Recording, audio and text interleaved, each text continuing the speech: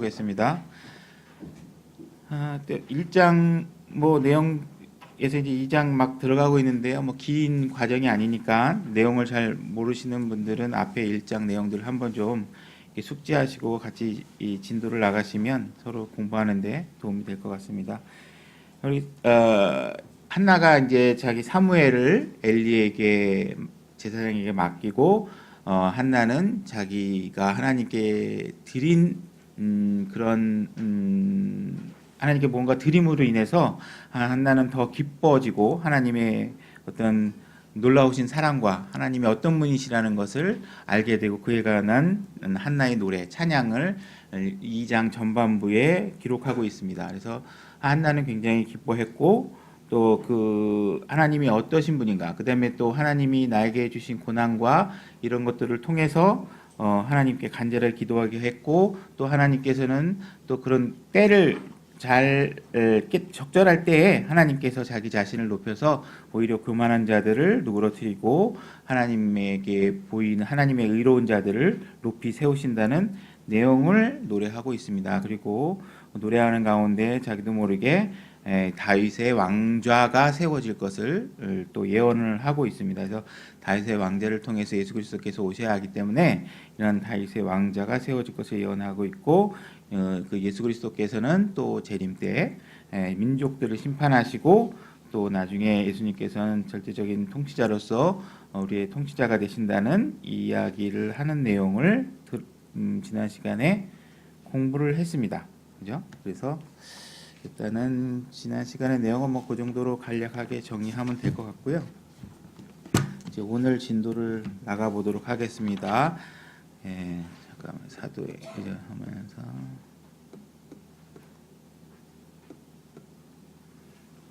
사무엘서 2장 12절부터 오늘 나갈 차례죠.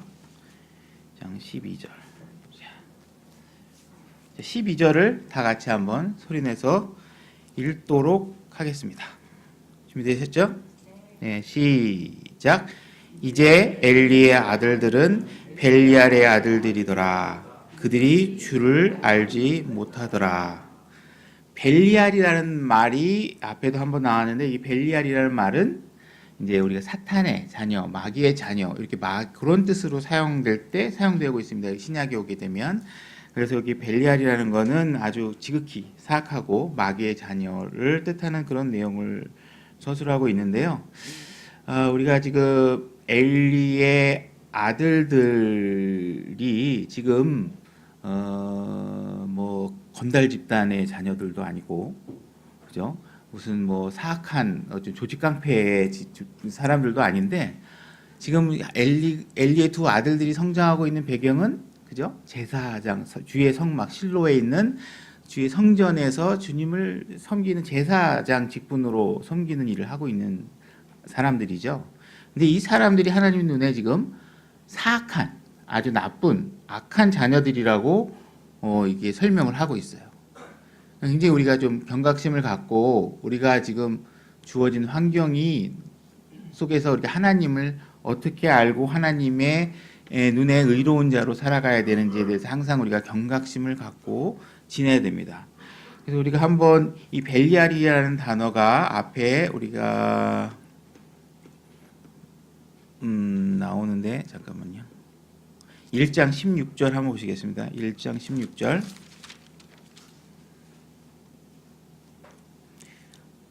다시 읽어보겠습니다. 시작. 당신의 여종을 벨리알의 딸로 여기지 마소서. 내가 지금까지 많은 원망과 슬픔 속에서 말하였나이다.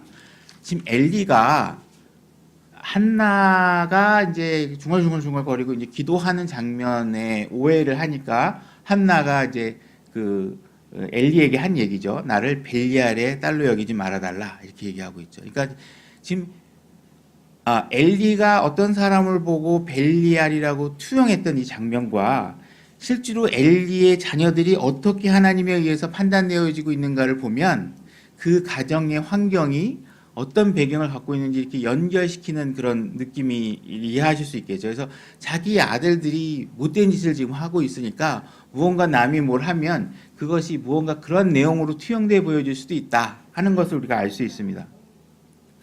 그래서 이렇게 벨리알의 아들이었던 엘리와 두 아들들의 결말들은 굉장히 비참한데요. 여기서 우리 사무엘에 대해서 우리가 앞에 기록했던 내용을 한번 보면 11절 바로 전절이죠. 보면 엘가나는 남아있는 자기 집으로 돌아가고 그 아이는 제사장 엘리 앞에서 주를 섬기니라 이렇게 되어 있습니다. 그래서 사무엘도 엘리에게 맡겨져서 키워지고 있고 엘리의 두 자녀도 자기 아버지인 엘리의 자녀로서 성장하고 있어요. 근데 한 사람은 하나님께서 높임을 받을 만한 의로운 자로 성장하고 있고 엘리의 두 아들들은 벨리알의 자녀들이라고 이렇게 선언되어지고 판단되어지고 있는 거죠. 그럼 이 차이는 어디에서 올까 하는 것을 좀 생각해 봤으면 좋겠는데 우리가 힌트를 얻을 수 있는 부분은 뭐냐 하면 그 지금 읽었던 구절에 보면 사무엘은 엘리에게 맡겨졌지만 누구를 섬기면서 자라고 있나요? 주를 섬기고 있는 거죠. 그죠? 그래서 우리는 어떤 환경에 있건 어떠한 사람에게 소속돼 있건 그죠? 이 진리 침례교회에서 훌륭한 말씀이 선포되고 있고 훌륭한 사역자를 하나님께서 여러분들에게 허락하셨고 저도 이 교회에서 수많은 말씀들을 배우고 깨닫고 있는데 여기에 와서도 우리가 우리 마음이 어디를 향하고 있느냐가 그죠? 주를 섬기고 있느냐 아니면 그냥 사람이나 환경이나 뭐 이런 것에 자기 육신적인 어떤 만족을 해가면서 잘못된 기쁨을 느끼고 있느냐는 굉장히 극명한 차이가 있겠죠. 그래서 환경이라는 것은 굉장히 아무 상관도 없고 아무 중요하지도 않다. 똑같은 환경에서도 누군가는 주님을 기쁘게 하는 삶을 살 수 있고 누군가는 마귀의 자녀처럼 살 수 있다는 겁니다. 그래서 이런 부분들을 우리가 잘 생각해 보셔야 됩니다. 그럼 이 엘리의 두 아들들의 결말이 어떻게 되어 있냐면 2장 34절 볼까요? 한 장 넘기시면 34절 같이 읽어보겠습니다. 준비 시작. 내 두 아들 홈니와 비느하스에게 닥칠 이 네 개의 표적이 되리니 그들이 둘 다 한날에 죽으니라. 하나님은 말씀 굉장히 엄유하고 준엄하고 양보나 타협의 대상이 아닙니다. 그래서 우리가 하나님의 자녀로 살 수 있을 때 여러분들에게 기회가 주어져 있을 때 우리가 주를 섬기고 하나님을 기쁘게 하는 삶을 사시도록 경각심을 갖고 사셔야 된다는 겁니다. 그래서 이런 부분들이 굉장히 중요하겠죠. 그다음에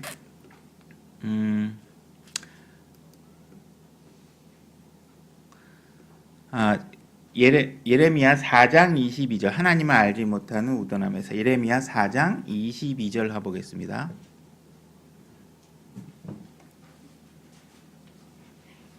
예레미야 4장 22절 예레미야 4장 22절입니다. 찾으셨나요?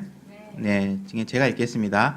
내 백성이 어리석어 나를 알지 못하였나니 그들은 미련한 자녀들이요 지각이 없는 자들이로다. 그들이 악을 행하는 데는 지혜로우나 선을 행하는 데는 지식이 없도다. 이렇게 되어 있죠. 그래서 우리가 하나님을 아는 것이 얼마나 지혜로운 일인지 그리고 또 이 같은 공간 안에서 하나님을 충분히 모르면서도 성장할 수 있다라는 것. 그러면서도 그들은 제사장이라고 하고 주를 섬긴다고 하고 하는 모든 요식행위를 다 합니다. 그러나 그의 마음은 어디를 향하는지는 이제 본인과 하나님만이 알 수 있겠죠. 물론 열매들을 봐서 알 수도 있겠지만 이런 부분들에 대해서 생각해봐요. 그러면 이 세대들이 과연 이렇게 왜 하고 있는지에 대해서 성경은 또 어떤 힌트를 주고 있냐면 사사기 2장 10절로 가보겠습니다. 사사기 2장 10절 사사기 2장 10절 사사기 2장 10절 사사기 2장 10절 제가 읽겠습니다. 그 온 세대도 자기 조상들에게로 거두어지고 그들 뒤에 다른 세대가 일어났으나 그들 뒤에 다른 세대, 그러니까 모세가 인도했던 그 세대 이후에 그러니까 여호수아가 인도했던 여호수아까지 이어지는 그 리더십을 통해서 인도되었던 그 백성들 이후에 태어난 다른 세대, 이 세대들은 다른 세대라고 말하고 있는데, 다른 세대가 일어났으나 이들은 주를 알지 못하였으며 또한 그분께서 이스라엘을 위하여 행하신 일들도 알지 못하였더라. 그래서 이들은 주님께서 어떠한 이적과 표적과 또 어떠한 전쟁에서의 승리와 어떠한 인도의 심을 어떻게 말씀을 우리에게 주셨고 하는 내용들을 잘 모르는 세대들이죠. 그래서 이들이 주를 잘 알지 못했다. 그런 세대들이 다음 세대들이 일어나 있다 하는 것을 말씀하고 있습니다. 그래서 이렇게 주님 앞에 이렇게 불량한 자들의 특성이 있는데, 이런 불량한 자들의 특성이 어떤 건지 한번 찾아보겠는데, 신명기 13장 13절.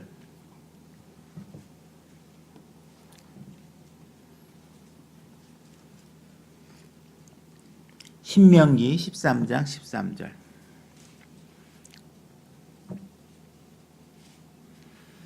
제가 읽겠습니다. 너희 가운데서 어떤 자들 곧 벨리알의 자손들이 나가서 자기들 도시의 거주민들을 끌어내어 이르되 우리가 가서 너희가 알지 못하던 다른 신을 섬기자 한다 하거든, 이렇게 되죠.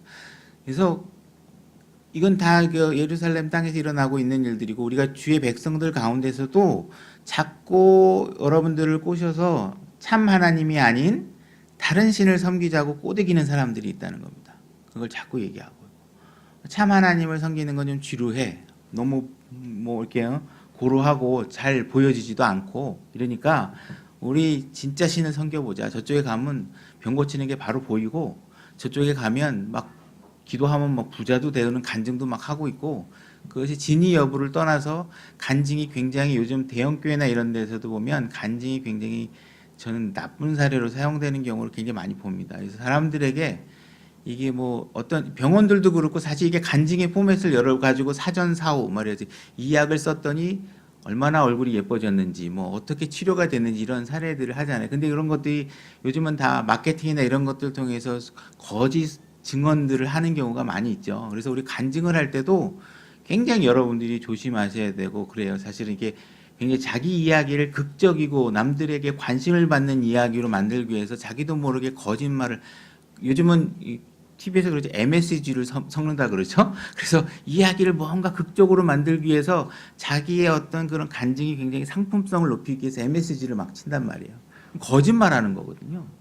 이 거짓말하는 게 굉장히 나쁩니다. 그래서 여러분들이 그런 걸 조심하셔야, 간증할 때도 조심하셔야 되고, 어쨌든 이게 하나님을 이 다른 신을 섬기자고 자꾸 합니다. 그래서 참 하나님을 믿고 가는 게 쉽지 않을 때도 있어요. 이렇게 뭐 자꾸 옆에 와서 성경 말씀을 모르고 자기의 경험을 가지고 자꾸 얘기하고, 자꾸 이렇게 어디 가서 이렇게 보니까 눈에 보이게 무엇인가 더 좋다고 그러고, 저쪽에 갔더니 목사님이 굉장히 훌륭하다, 그 목사님 막 신학 박사야, 막 이렇게 하는데, 그런 신학 박사나 이런 배경이 그 사람의 신앙과 하나님을 향한 어떤 그런 선한 일들이라든지 이런 것들을 보장하는 게 아니잖아요. 그죠? 오히려 세상 지식에 하나님의 말씀이 틀릴 수도 있다라는데 더 많이 훈련된 과정을 겪었을 수도 있단 말이에요. 세상 학문을 통해서. 그러니까 우리가 이런 데서 우리가 기록된 하나님의 말씀을 근거해서 보려면 여러분들이 기록된 말씀이 여러분 마음 안에 많이 저장되어 있어야 되겠죠. 그래서 그런 것들을 조심해야 되고, 잠언 16장 27절을 한번 보겠습니다. 잠언 16장 27절. 잠언 16장 27절 제가 읽겠습니다. 경건치 아니한 자는 악을 캐내나니 그의 입술에는 타오르는 불 같은 것이 있느니라. 그래서 악한 일을 좀 더 만들려고도 하고, 그죠? 그런 일에 아주 열정적으로 행동하고 이렇게 합니다. 요셉과 보디발의 아내 사건에서도 보면 보디발의 아내는 젊은 청각을 보고 자기 육신적 욕망을 채우기 위해서 유혹을 하죠. 그랬을 때 우리 요셉은 하나님이 어떤 분이신가를 정확하게 알고, 하나님이 자기의 행동을 다 꿰뚫어 보고 있다는 사실을 알고 그 환경에서 벗어날 수 있었던 거겠죠. 이 젊은 청년이 우리와 다르게 육신의 정욕이 없다든지 그런 것에 무관심할 수 있는 우리와 다른 신체적 조건을 갖고 있는 건 아닙니다. 단지 다르다면 그가 얼마나 하나님을 두려워하고 참 하나님이 어떤 분인가를 진정으로 알고 있다는 것을 생각을 해야 되겠죠. 주를 하나님으로 이제 인정하는 것이 중요한데, 신명기 26장 17절 한번 보겠습니다. 신명기 26장 17절입니다.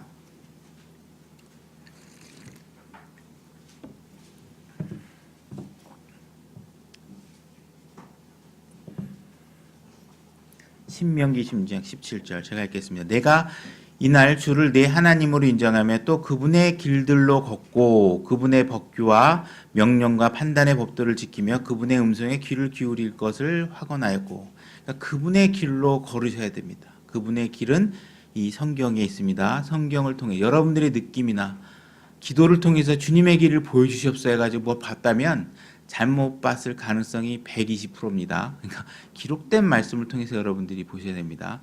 그래서 요한일서 2장 3절 제가 읽겠습니다. 요한일서 2장 또 우리는 그분의 명령들을 지키면 이로써 우리가 그분을 아는 줄 우리가 아느니라. 그분들의 명령을 지키는지 저 사람이 그분들의 명령을 지키지 않는지, 그죠? 제가 그 명령을 지금 지키고 있는지 안 지키고 있는지를 아셔야 돼요. 그죠? 저기 있는 저 문을 열면 화살이 확 튀어나와서 죽는다. 이걸 여러분들이 알고 믿으면 열 리가 없겠죠. 그죠? 그걸 연다는 건 뭐예요? 아닐 수도 있어. 이런 확률에 매몰돼서 그걸 열겠죠. 하나님 말씀은 절대로 확률이 아닙니다. 그래서 여러분들이 하나님 말씀을 믿으면 그 믿음에 따른 행동이 나오겠죠. 그죠? 그러니까 그런 것들은 마음속으로만 믿어 하는데 실제로는 문을 확 열어버리면 그건 믿는 게 아니죠. 뭔가. 입술의 말과 마음의 생각이 다른 거죠. 그 다음에 요한일서 4장 7절을 보면 사랑하는 자들아 우리가 서로 사랑하자.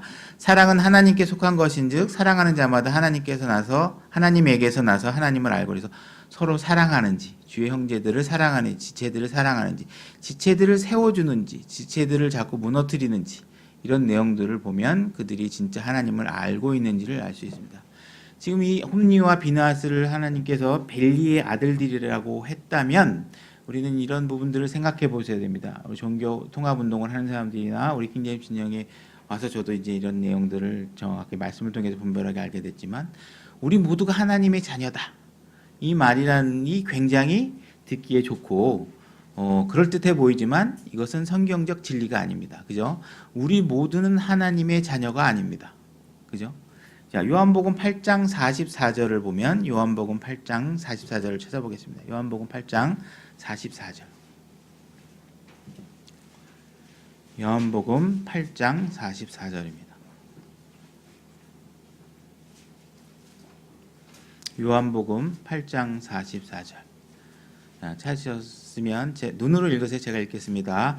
너희는 너희 아비 마귀에게서 났으므로 너희 아비의 욕망들을 행하려 하느니라. 그는 처음부터 살인자여 자기 속에 진리가 없으므로 진리 안에서 거하지 아니하고 거짓말을 할 때 자기의 것으로 말하느니 그는 거짓말쟁이의 그 거짓의 아비이기 때문이라. 지금 종교 지도자들 예수님께서 너희는 마귀에게서 났다고 얘기합니다. 그죠? 그들은 그들의 부모가 있을 텐데 왜 마귀에게서 났다고 하느냐? 이거는 육신적 출생을 얘기하는 게 아니겠죠? 그죠? 우리는 교회 안에 있지만 마귀의 자녀처럼 행동하고 살아갈 수 있습니다. 그죠? 여러분들의 생각과 여러분들의 그런 마음 상태와 여러분들이 추구하고자 하는 여러분들의 집념이 하나님을 향해서 있는 것인지 아니면 자기의 육신의 정욕과 마귀의 것들, 누군가를 속여서 뭔가 쟁취하려고 한다든지 이런 것들을 잘 생각해 보셔야 됩니다. 교회 안에서 일어나는 일들이 다 거룩한 일들이 일어날 거라고 생각하시면 안 됩니다. 그래서 이런 일들을 분별하면서 사용하셔야 됩니다. 그걸 누구를 정죄하고 이런 게 아니라 자기가 곧바로 걷기 위해서 다른 사람 신앙은 하나님께 맡기시면 됩니다. 단지 여러분들이 곧바로 걸어가기 위해서 이 말씀을 생각하셔야 된다는 겁니다. 그래서 지금 제사장인 엘리의 두 아들들을 사탄의 자녀 벨리알의 아들들이라고 말하고 있죠. 이건 육신적 출생을 얘기하는 게 분명히 아니죠. 그래서 여러분들이 그래서 나는 구원받은 자녀들이라고 맨날 앵무새처럼 외치지만 여러분들의 행동이나 여러분들의 생각과 마음이 어디에 속해 있는지를 잘 분별하셔야 됩니다. 그래서 성경을 읽고 성도들과 교제하고 세상과 분리된 삶을 살고 하나님의 말씀 가운데서 빛 가운데서 걷는 그런 신앙생활을 할 수 있도록 여러분들이 자꾸 분리하시고 잘못된 것들을 자꾸 떨어내시고 이런 것들이 하셔야지, 방심하고 있으면요 바로 그런 생각들로 사로잡히게 됩니다. 그래서 지금 엘리의 두 아들들이 하나님을 알지 못했다는 사실을 보면 그가 갖고 있는 직분은 아무 쓸데가 없다라는 걸 알 수 있겠죠. 제사장이잖아요. 그 지역에서 최고 높은 데서 최고 가까이 하나님을 섬긴다고 하는 사람들이에요. 그들의 자녀가 주를 모른다고 얘기하고 있는 겁니다. 그래서 이런 부분들을 우리가 생각해 보겠습니다. 자, 13장 본문으로 가셔서 2장 13절, 14절을 두 절을 같이 한번 소리내서 읽어보도록 하겠습니다. 자, 준비되셨나요? 네, 13절부터 읽겠습니다. 시작. 제사장이 백성에게 행하는 관습이 이러하였더라. 곧 어떤 사람이 희생물을 드리고 그 고기를 삶을 때에 제사장의 종이 살이 3 달린 고기 갈고리를 손에 가지고 와서 납작한 냄비와 솥이나 가마솥이나 깊은 냄비에 그것을 찔렀으며 그 갈고리로 끄집어내는 모든 것은 제사장들이 자기를 위해 취하였더라. 그들이 실로에서 거기에 온 모든 이스라엘 사람에게 이와 같이 행하였더라. 지금 뭐냐 하면요, 제사장의 백성들이 관습이 있었는데 가지고 고기 이게 삼지창 같은 걸로 가지고 와가지고 백성들이 드린 제물, 희생물들 같은데 그런 것들을 이렇게 집어넣어가지고 그냥 찔리면 내 거, 이거 꽂히면 내 거래 다 가져가는 거예요. 가져가는 거예요. 그래서 이런 일들을 관습적으로 좀 해가고 있는 거예요. 갈고리를 가지고 와서. 어디서요? 교회에서, 예를 들어서 오늘날 여긴 지금 뭐 제사장, 성전에서 이런 일이 벌어지고 있는 거예요. 그죠? 그래서 우리가 여러분들이 헌금이나 이런 것들 하나님께 드리죠. 이 당시에도 희생물이나 이런 거를 통해서 제사장 그 성전에 드리면 제사장이 가져갈 몫이 정해져 있습니다. 자기 마음대로 가져가는 게 아니에요. 그죠? 그래서 신명기 18장 3절 한번 보겠습니다. 신명기 18장 3절.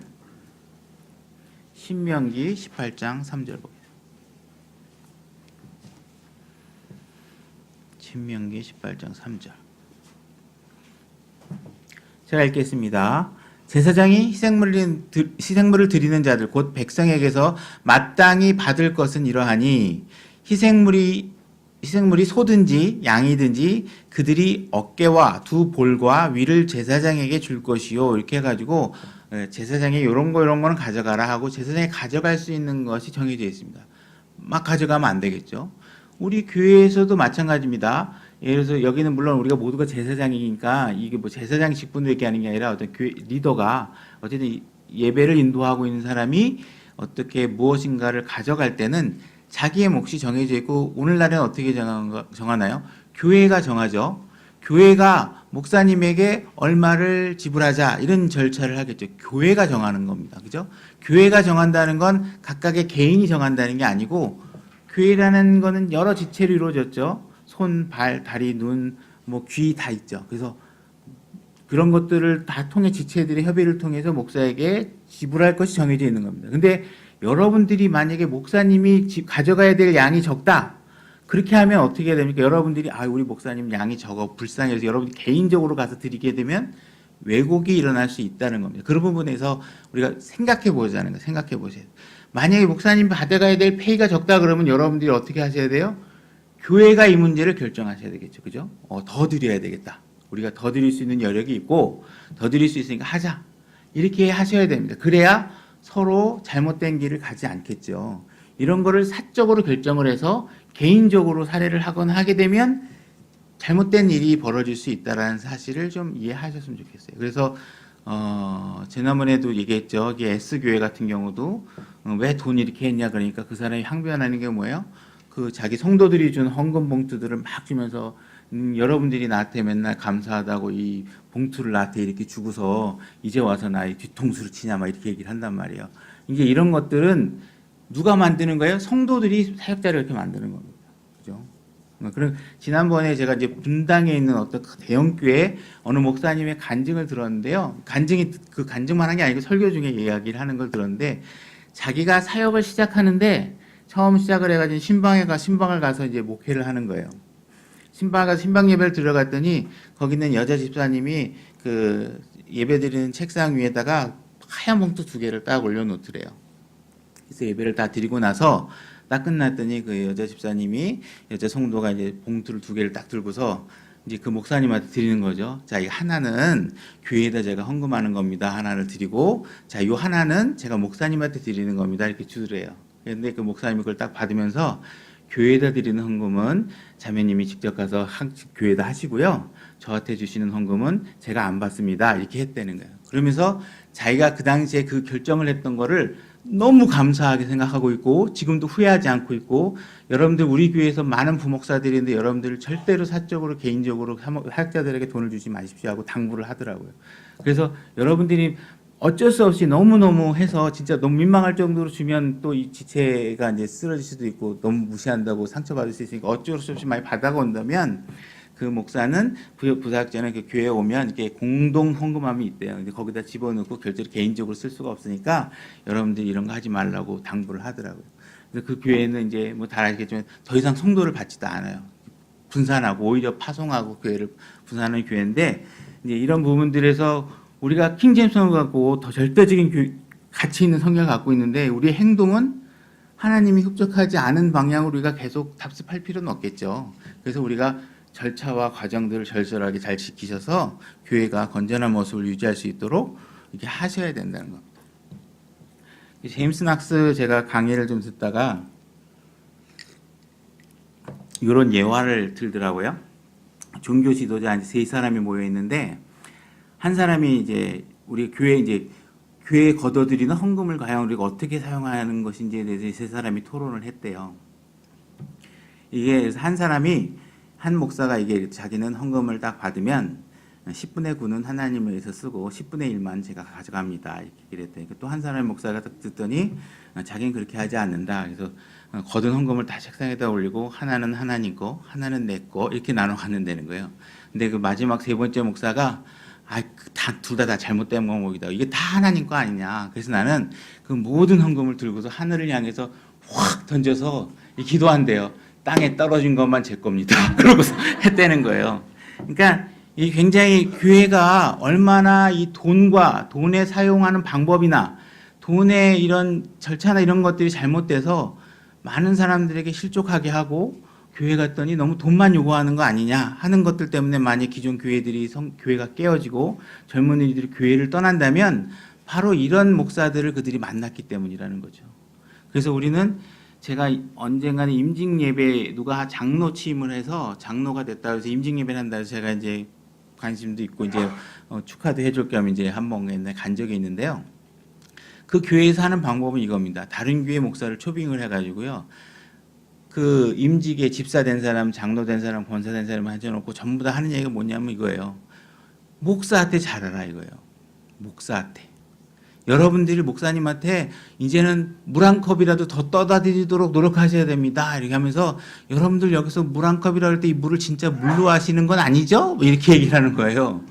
이 굉장히 사악한, 지금 이 엘리의 두 자녀들이 하고 있는 일들이 벌어지고 있는 겁니다. 성도들이 가지고 온 걸 자기가 막 취하고 사람을 높여가면서 하나님께 드려야 되고 하나님과 성도들 사이에 자기가 끼어서 아니면 하나님보다 더 앞에 자기가 서서 자기가 하나님의 사람이라 그러면서 자기를 섬기는 것이 곧 하나님이 섬기는 거라고 강요하는 교회들이 많이 있단 말이에요.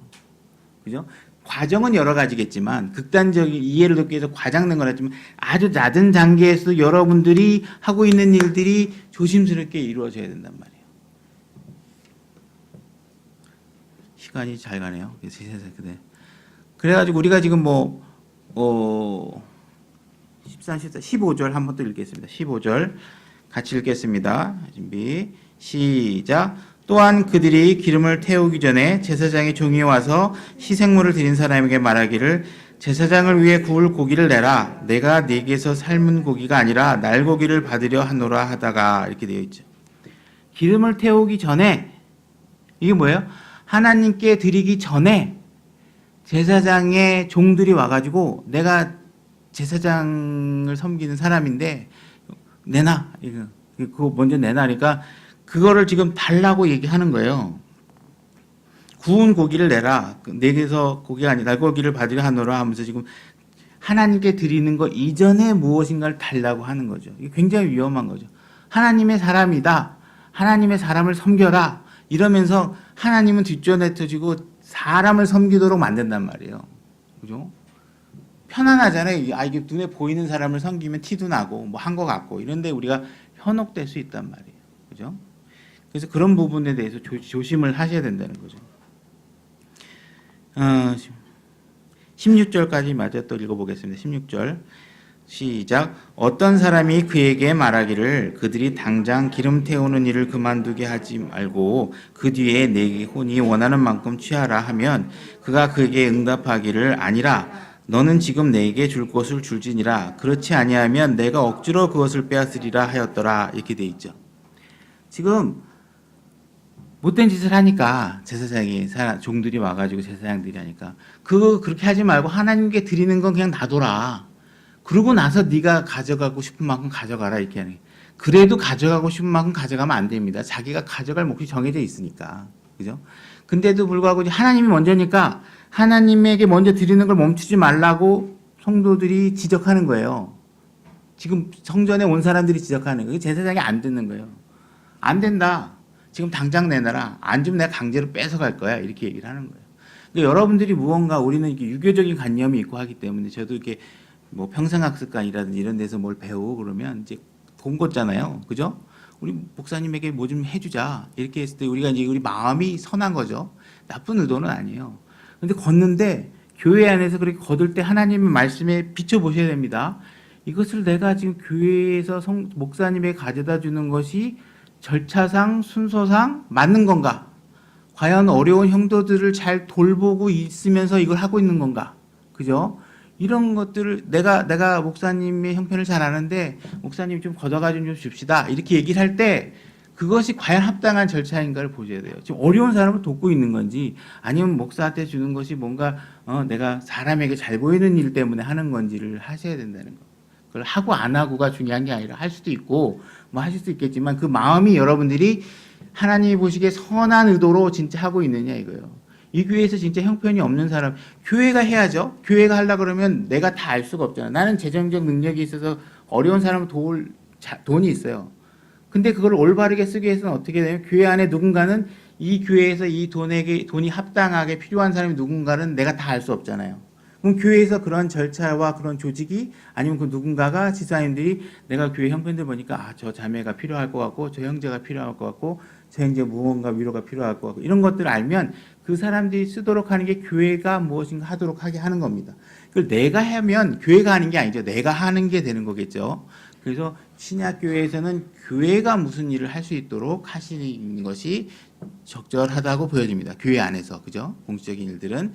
그래서 그런 부분들을 우리가 조심하셔야 된다. 이게 지금, 다른 나라 얘기가 아니고 벌써 굉장히 오래전에 이 성경에 기록되어 있는 거예요. 오늘날의 많은 교회가 지금 S교회도 지금 재정 문제 때문에 친목파, 반목파, 목사 막 싸우고 어저께 보니까 막 복면을 하고 들어가서 막 성도들을 끌어내고 하는 장면들이 나오는데 이런 부분들이 다 이렇게 사람을 추종함으로 인해서 교회 안에서 말씀대로 무엇인가 이루어지는지 아니면 그냥 우리의 감성으로 에이 좋은 게 좋은 건데 하는 식으로 하면서 하나님의 말씀을 어기고 있는 건지를 잘 보셔야 된다는 겁니다.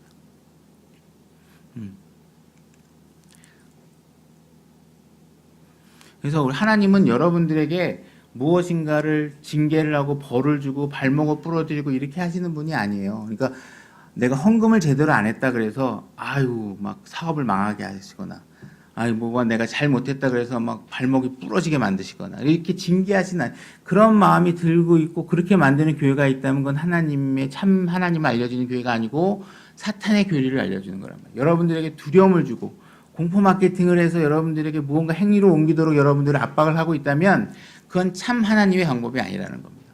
그죠?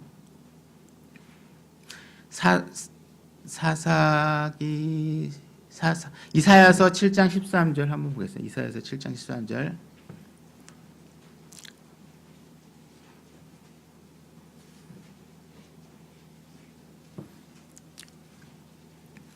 이사야서 7장 13절.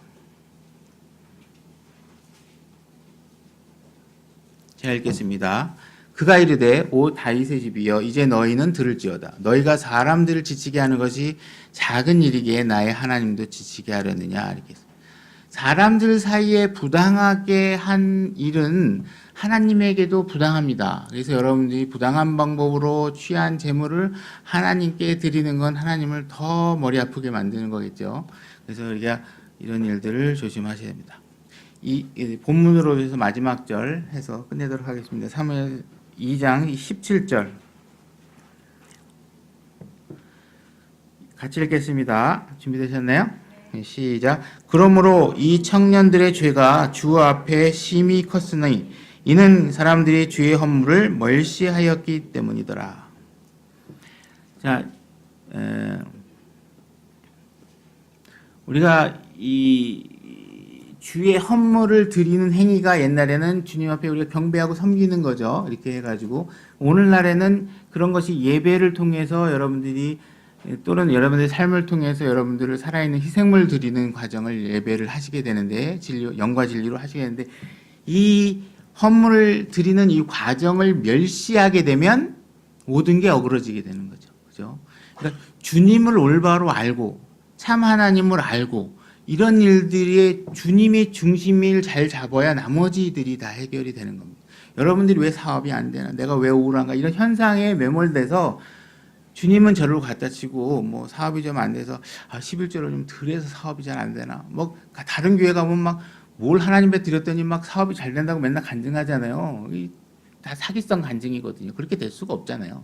그러니까 그런 것들을 가지고 여러분들의 그런 마음이 들도록 하게 만들거나 하는 것이 생기면 안 된단 말이에요. 그러니까 하나님을 정확하게 중심에다 두고 여러분들이 누구를 섬기더라도 누군가 하더라도 이것이 진짜 하나님의 질서에 맞게 섬기는 건지 아니면 누가 나 좀 바라봐 줬으면 하는 걸로 해서 섬기는 건지 이런 과정들을 잘 알고 하셔야 된다는 거예요.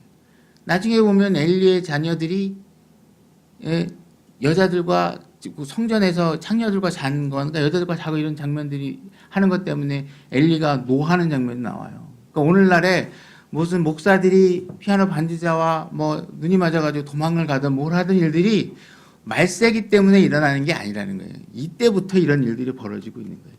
주의 성전이 더럽혀지지 않으려면 여러분들이 예배드리는 절차나 교회 안에서 부정한 일이나 잘못된 일이나 사람을 섬기는데 매몰되어 있는 일이거나 이렇게 하나님의 뜻과 마땅하지 않은 일들이 교회에서 벌어지지 않도록 우리가 서로 깨어 있으셔야 된다는 거예요. 그죠? 지금 아까 제사장이 잘못하니까 성도들이 막잖아요. 왜? 그 사람은 말씀을 아니까. 이렇게 하면 안 된다는 걸 아니까. 그죠? 그러니까 이런 일들이 잘 행해질 수 있도록 다 같이 기도하시고 교회들이 잘 주님을 섬기면서 건전하게 유지될 수 있도록 기도하시고 이렇게 하셔야 된다는 거죠. 그죠? 네, 오늘 여기까지 하겠습니다. 수고하셨습니다.